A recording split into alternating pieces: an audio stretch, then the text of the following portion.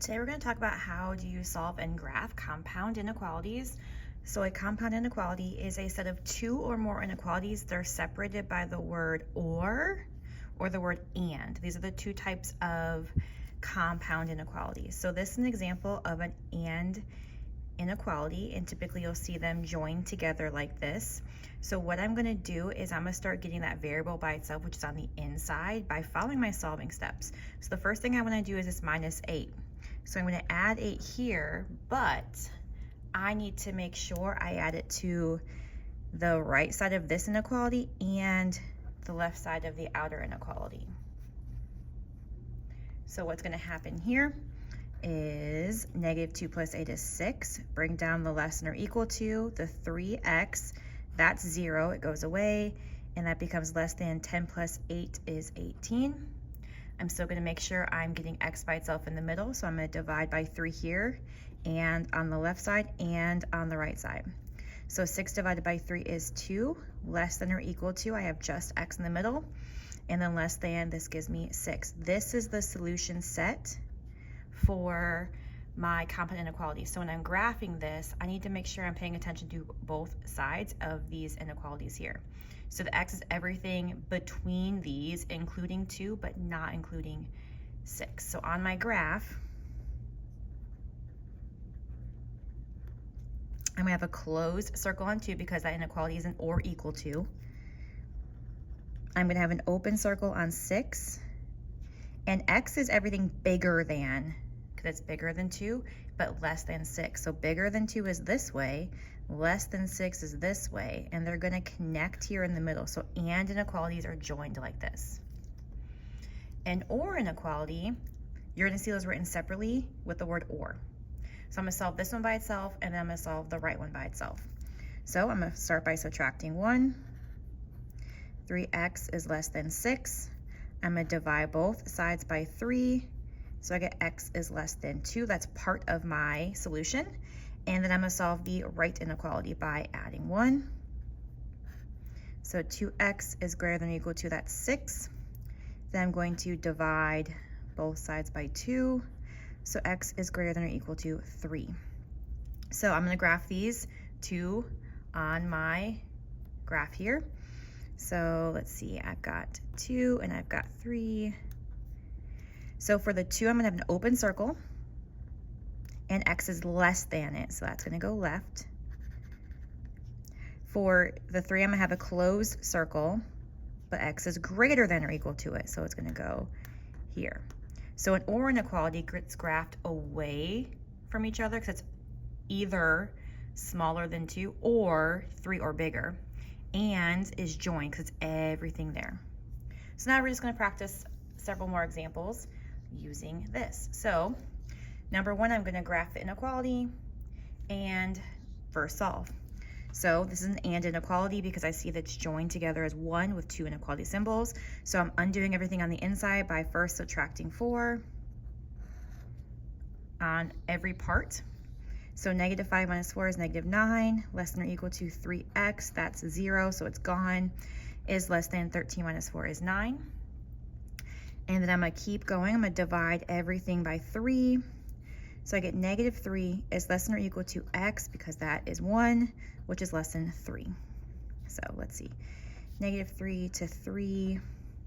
I need to make sure on the negative 3 I have a filled in circle. On the positive 3 I have an open circle because of the inequalities. X is everything in between them. Because x is, this says it's bigger than negative 3 and smaller than 3. It's joined. All right, number 2, I have an or inequality, so I'm going to solve the first one and the second one separately. So for this one, I'm going to divide both sides by 5. I get x is less than negative 5. Here I'm going to solve by subtracting 1 on both sides.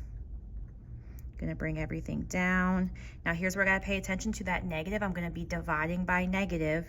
And remember, when we divide by a negative, we flip the inequality around. So that becomes x. This less than or equal to becomes greater than or equal to negative 1. So negative 5 is my smaller number. I'm going to put it here on the left side. So on the negative 5, I'm going to have an open circle, and it's smaller than, less than, so that's going to go to the left. Here on the -1, I'm going to have a filled in circle because it's or equal to, and its x is greater than, so it's going to shade to the right. All right, number 3. Try to zoom in here. All right, I have another or, so I'm going to solve them separately. I need to start by distributing. So 35 is less than 7 times 2 is 14. 7 times negative b is negative 7b. I'm going to subtract 14 on both sides.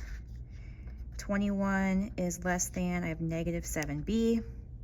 All right, I'm dividing by negative again, and when I divide by a negative, I make sure once I divide this, I get negative 3 becomes greater than b. However, see how my variable is on the right? I'm going to move it to the left, but I need to make sure it's still opening up towards that negative 3. So I'm going to make sure it's still opening up to that negative 3 here. So it still means the same thing. On this one, I'm going to distribute that 1/3. So 1/3 times 15, that's 5, and then b. 1/3 times negative 12 is a -4, greater than or equal to 12. We're going to add 4, bring down what's left. So 5b is greater than or equal to 16. Looks like I'm going to have a decimal, which is fine. We're going to divide both sides by 5. So b is greater than or equal to 3.2. So these are my 2 parts of my answer. So let's see, I'm going to have negative 3, that's my smallest one, over to 3.2. We'll put a 0 in the middle. So b is less than negative 3, so open circle, shading left. And b is greater than or equal to 3.2, close circle, shading to the right. So both of these are part of my answer. I want to include both pieces as my answer. So the or versus the and, a little different. All right, number 4, I have an and inequality. I'm going to isolate my inside variable by starting to subtract 9 everywhere. So it's going to give me negative 15 is less than 3n, which is less than 12. Divide everything by that 3. So I get negative 5 is less than n, which is less than 4. So we're going to make this fit on here, negative 5 to 4. Put a 0 in the middle. I have an open circle for both of them because they're both, and here n is bigger than negative 5 but smaller than 4. They're going to connect like this. Okay. Now let's look at the graph. It's already graphed. I want to identify the compound inequality that's represented by the graph. So let's see, I can see this is joined, so I know it's going to be an and, which means I'm going to be writing it like examples 1 or 4. So let's see, I have negative 8. I'm going to pull that straight up. I'm going to pull this 4 up. X is in the middle. I need to show that it's an open circle, so it's going to be just less than, because X is bigger than this. Negative 8 is the smallest. And this is filled in, so it's going to be less than or equal to, because X is everything smaller until I get here. So this is my and inequality. Here for my or, they're both filled in. So I can see here that X needs to be smaller than or equal to 0. So X is less than or equal to 0, or it's everything from 2 and bigger. So X is greater than or equal to 2. So that's how I write my or inequality solution. Last piece here is just writing it from a word, so from a sentence to what we just did in number 5. So a number D is more than 0 and less than. So here's this and. So I know my variable is going to be middle. It's more than 0, so it's bigger than 0. And it's less than 10, so it's everything in between. And number A is fewer than negative 6, so we got A here. Or, so I've got an or inequality. So A is fewer than, so less than negative 6, or it's no less than, which is greater than or equal to, this negative 3. These are my answers.